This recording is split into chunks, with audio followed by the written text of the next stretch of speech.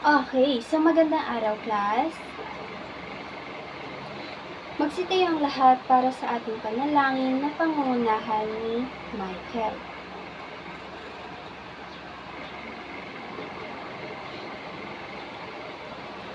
Okay, so bago ang magsiupo ang lahat, nais ko munang pulutin ninyo ang mga nakikita ninyong mga kalat sa gilid at silong ng inyong mga upuan at pakiayos ang hanay ng inyong upuan.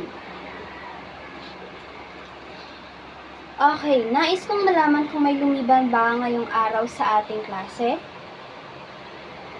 Mahusay! Dahil kayong lahat ay naririto, bigyan ninyo ng masayang palakpak ang inyong mga sarili. Okay, class. So, bago tayo dumako sa ating paksang tatalakay ngayong araw, ay nais ko munang malaman ninyo ang ating mga alituntunin sa loob ng silid-aralan. Una, makinig sa guro habang ito ay nagsasalita. Pangalawa, umupo ng maayos at huwag makikipag-usap sa katabi. Pangatlo, itago ang inyong mga gadgets o cellphones kung hindi naman ito kinakailangan. At ang panghuli, magtaas lamang ng kamay kung kayo ay may katanungan o kasagutan. Nauunawaan ba, class? Okay. So, class, may nakakaalala pa ba sa inyo kung anong paksang tinalakay natin kahapon? Mahusay! Ito ay ang patungkol sa iba't ibang rehiyon sa daigdig. Okay. Ano-ano nga ba ang iba't ibang rehiyon sa Asya? Mahusay! Ang mga rehiyon sa Asya ay nahahati sa 5. Ito ay ang Timog Silangang Asya, Hilagang Asya o Gitnang Asya, Kanlurang Asya, Silangang Asya at Timog Asya. Okay, class. So, bago tayo formal na dumako sa ating paksang tatalakay ngayong araw, ay nais ko muna kayong magkaroon ng maiksing aktibidad na pinamagatan kong Guess the Clues. Ayan. So, ang panuto, class, ay gamit ang PowerPoint presentation, pagpapakita ang guro ng mga larawan upang matukoy ang salitang hinahanap.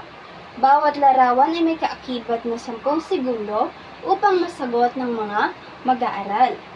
Ang mag-aaral na unang makakapagtaas ng kamay ay siyang sasagot sa nasabing larawan at kung ito naman ay tama, siya ay makakatanggap ng papremyo. Nauunawaan ba ninyo ang ating panuto, class? Kung ganon ay magsimula na tayo. Una, ito ay ang kapital. Ang kapital ng bansang ito ay ang Jakarta. Ano kaya ang bansang tinutukoy sa larawan?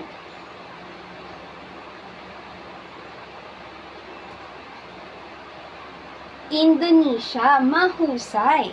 Ang bansang tinutukoy sa larawan ay ang bansang Indonesia.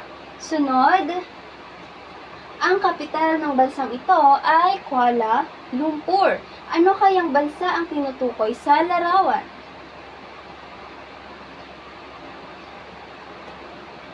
Mahusay! Ito ay ang bansang Malaysia. At ang susunod naman, ang kapital ng bansang ito ay ang Singapore. Okay, class. So, may clue na kayo. Ano kaya ang bansang tinutukoy? Mahusay! Ito ay ang bansang Singapore. At ang panghuli naman, class, ang kapital ng bansang ito ay ang Bandar Seri Begawan. Ano kaya ang bansang ito? Mahusay! Ito ay ang bansang Brunei. Ikinagagalak kong kayo ay nakapagsagot lahat ng tama at halos lahat kayo ay nais sumagot. Kaya palakpakan ninyo ang mga sarili. Bilang papremyo sa inyong lahat, dahil kayong lahat ay nais makipagpartisipa sa ating aktibidad, ay magkakaroon kayo ng +3 sa inyong pagsusulit pagkatapos ng ating talakayan. Okay, class. So, nagkaroon na na ba kayo ng ideya kung ano ang ating paksang tatalakay ngayong araw? Tama, may patungkol ito sa mga bansa sa Asya. Ano pa?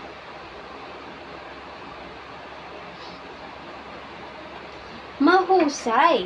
Ang mga bansang ito ay kabilang sa rehiyon ng Timog Silangang Asya. Okay, class. So, ang paksang tatalakayin natin ngayong araw ay may patungkol sa mga hamon sa pagkabansa sa pangkapuluang Timog Silangang Asya matapos ang komprehensyang Bandung. So, sa pagtatapos ng ating aralin ngayong araw, ikaw ay inaasahang A. Nasusuri ang kaganapan sa mga bansa ng Timog Silangang Asya pagkatapos ng komprehensyang Bandung. B. Napahahalagahan ang mga mahahalagang pangyayari sa mga bansa sa Timog Silangang Asya matapos ang komprehensyang Bandung. At C. Nakagagawa ng isang graphic organizer na nagpapakita ng mga pangyayari matapos ang komprehensyang Bandung. Okay, class, base sa ating aktibidad na ginawa, ano ang napansin ninyo? Tama! At ito ay nasa parteng Timog Silangang Asya. Maraming bansa ang nakapaloob sa Timog Silangang Asya at kabilang narito ang ating bansang Pilipinas. So, sino pa ang makapagbibigay sa akin ng mga bansa sa Timog Silangang Asya? Mahusay! Ang bansang Brunei ay matatalakay natin ngayong araw. Malalaman natin kung ano nga ba ang kinahinatnan o ano nga ba ang mga hamon na kinaharap ng bansang ito matapos ang kanilang kalayaan mula sa mga mananakop. Kasama na rin ang mga bansang Indonesia, Malaysia, Singapore at Timor-Leste. So, bakit nga ba natin tatalakayin ang mga bansang ito?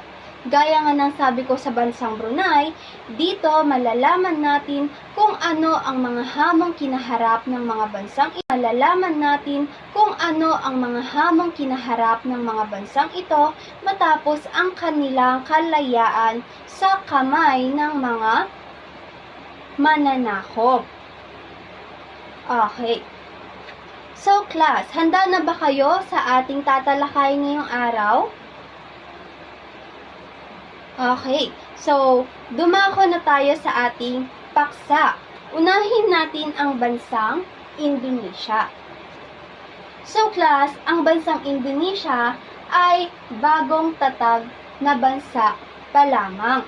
At ito ay nakalaya noong 1945 sa tulong ng kanilang nahalal na pangulo o namumuno sa bansang Indonesia na si Sukarno.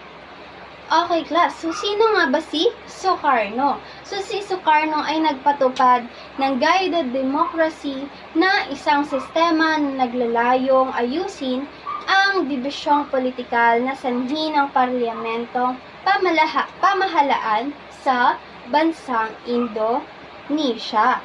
Ang mga napag-uusapan dito ay magsisilbing gabay sa Pangulo sa kanyang pamumuno, ngunit nabawasan ng kapangyarihan ng partidong politikal at mas nabigyang pansin ang opinyon ng mga mamamayan.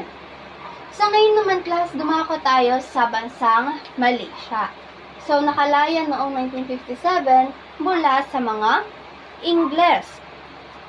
Okay, class. So, ang bansang Malaysia ay tinatawag din na Federasyon ng Malaya na nasa panahon ng kaguluhan panloob dahil sa paglaganap ng komunismo sa kanilang bansa.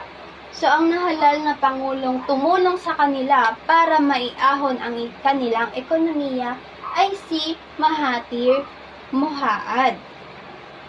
Okay, class. So, nang makamit ng Malaysia ang kalayaan mula sa mga Ingles noong 1957,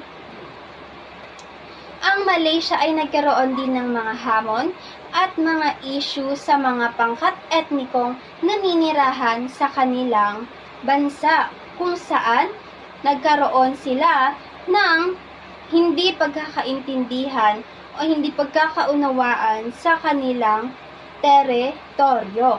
Ngunit sa tulong ng kanilang pangulo o namumuno sa kanila na si Mahathir Mohamad, nagkaroon sila ng pagkakaisa at nabawasan ang mga kaguluhang nangyari sa kanilang bansa. Ngayon naman, class, ay dumako na tayo sa bansang Singapore. So, nakalaya sa mga British noong 1959. Okay, so ang bansang Singapore, class, ay nakalaya noong 1959 sa pamamagitan ng kanilang nahalal na pangulo na si Lee Kuan Yew. Nang natanggal or naging bahagi ang Singapore sa Federasyon ng Malaya noong 1963. Ngunit nang nagkaroon ito ng issue sa mga pangkat etniko, ay nagdesisyon ang Malaysia na itiwalag o alisin ang bansang Singapore sa kanilang federasyon noong 1965.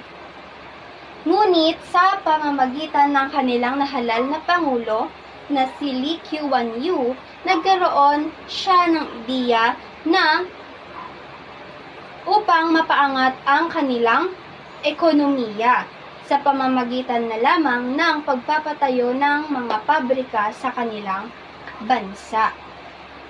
Okay, so ngayon naman ay dumako na tayo sa pang-apat na bansa, ang bansang Brunei.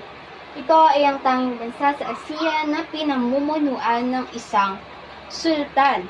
So ang namumuno rito, class, ay si Datu Omar Al Saifuddin III.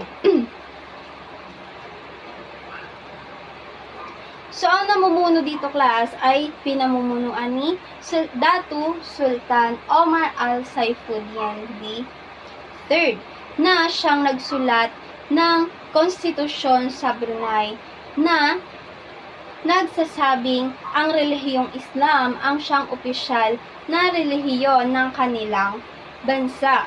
Ngunit nang siya ay mapalitan ni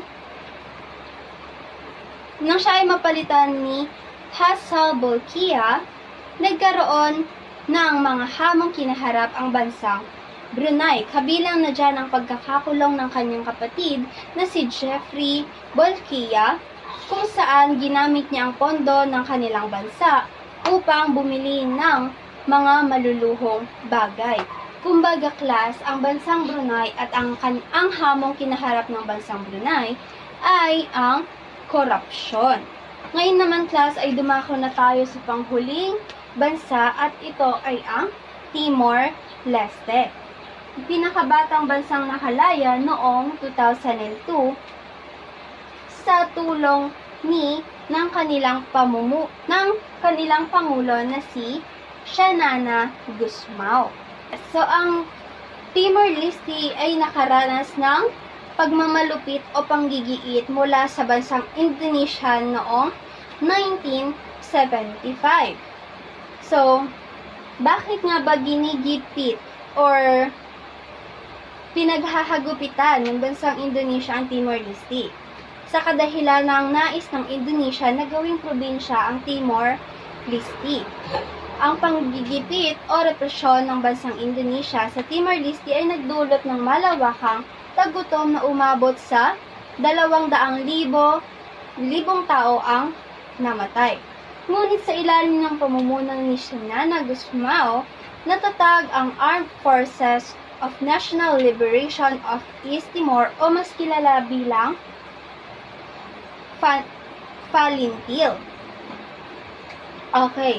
So, class, kung saan ito ay naatasang lumaban upang makamit ang kanilang kalayaan at hustisya ng kanilang bansa. Nauunawaan ba ninyo ang ating paksang tinalakay ngayong araw? Ano nga ulit ang 5 bansang natalakay natin ngayong araw? Mahusay. So, class, ito ang mga hamon na kinaharap ng mga bansang ito. So, naisa-isa natin ang mga hamong kinaharap ng bansang Singapore, Malaysia, Indonesia, Brunei, at Timor-Leste. Ang mga bansang Indonesia, Myanmar, Singapore at Brunei ay nakaranas ng matagumpay at hamon. So bakit nga ba mahalaga ang nasyonalismo sa komprehensyang bando? Yes, Jerica? Mahusay. Ang nasyonalismo ay isang mahalagang salik sa pagunlad ng komprehensyong bando. Ang mga bansang kalahok ay nagbabahagi o nagpapakita ng isang karaniwang karanasan sa kolonyalismo at ang pagnanais na makamit ang kalayaan at ang pagiging makasarili. Ang nationalismo class ay nagbibigay ng inspirasyon sa kanila na magkaisa at magtulungan upang maitaguyod ang kanilang mga interes na makamit ang mahusay para sa kanilang bansa. Naunawaan ba, class? Mahusay. Ngayon naman ay dumako na tayo sa ating pangkatang gawain. Hahatiin ko ang klase sa tatlong grupo. Ito ang Group 1, Group 2 at Group 3. Ang unang grupo, ipapakilala sa klase ang bawat bansang kabilang sa Timog Silangang Asya na makamit ang tagumpay matapos ang komprehensyang bando. Naunawaan ba, Group 1? Mahusay. Group 2, bumuo ng chart upang maayos na may pakita ang mga hamong kinakaharap sa bansang kabilang sa Timog Silangang Asya at kung paano ito malalampasan o masusolusyonan. Naunawaan ba, Group 2? Mahusay. At ang pangatlong grupo naman ay gumawa ng isang sanaysay patungkol sa kahalagahan ng nasyonalismo sa pagkamit ng tagumpay ng mga bansang Indonesia, Singapore, Malaysia, Brunei at Timor-Leste. Naunawaan ba, Group 3? Mahusay. At narito naman ang mga pamantayan sa paggawa ng sanaysay. Criteria. Orihinalidad ay may 7 puntos. Nilalaman, meron itong 8 puntos. Kalinisan ay may 5 puntos. At ang kabuuan ay may 20 puntos. Naunawaan ba? Mahusay.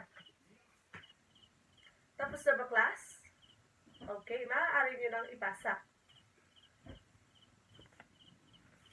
Ngayon naman, meron bang katanungan sa ating tinalakay ngayong araw? Okay, kung wala na, ako naman ang magtatanong sa inyo. Sa paanong paraan, hinarap ng mga bansang ito ang kanilang hamon sa buhay? Anyone? Yes, Monica? Mahusay. Hinarap nila ang mga hamon ng dulot ng kanilang tagumpay sa pamamagitan ng mahusay at mabuting pamumuno upang makamit ang kaginhawaan sa kanilang bansa. Naunawaan ba, class? Kung tayo ay may maayos na pamahalaan, class, tiyak na makakamit din natin ang kaginhawaan na ating inaasam. So sa inyong palagay, class, kung hindi ba dahil sa pagkakaisa ng mga mamamayan sa bansang ito ay malalampasan nila ang mga hamon na kanilang hinaharap? Yes, Angel? Kung tayo ay may maayos na pamahalaan, class, tiyak na makakamit din natin ang kaginhawaan na ating inaasam. So sa inyong palagay, class, kung hindi dahil ba sa pagkakaisa ng mga mamamayan ng bansang ito ay malalampasan nila ang kanilang hamon na hinaharap? Yes, Angel? Tama. Kung hindi dahil sa pagkakaisa at mahusay na pamumuno ng kanilang pamahalaan ay hindi nila makakamit ang kalayaan at tagumpay. Naunawaan na, class? Mahusay. Ngayon naman ay magkakaroon naman tayo ng isang gawain. So maglabas ng 1/4 sheet of paper at gawin ang ating mga gawain. So gawain number 1.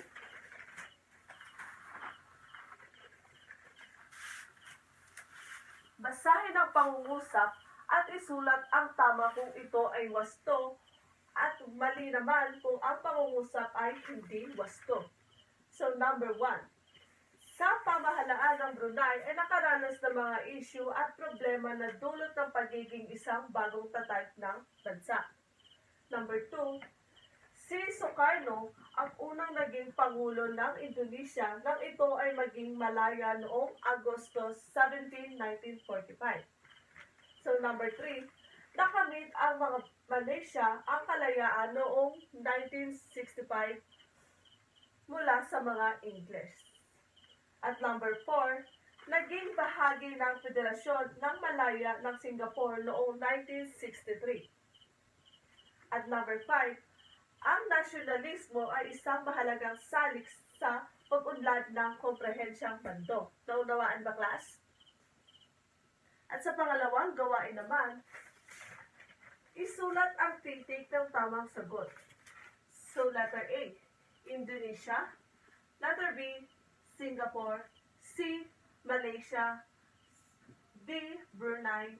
E, Timor.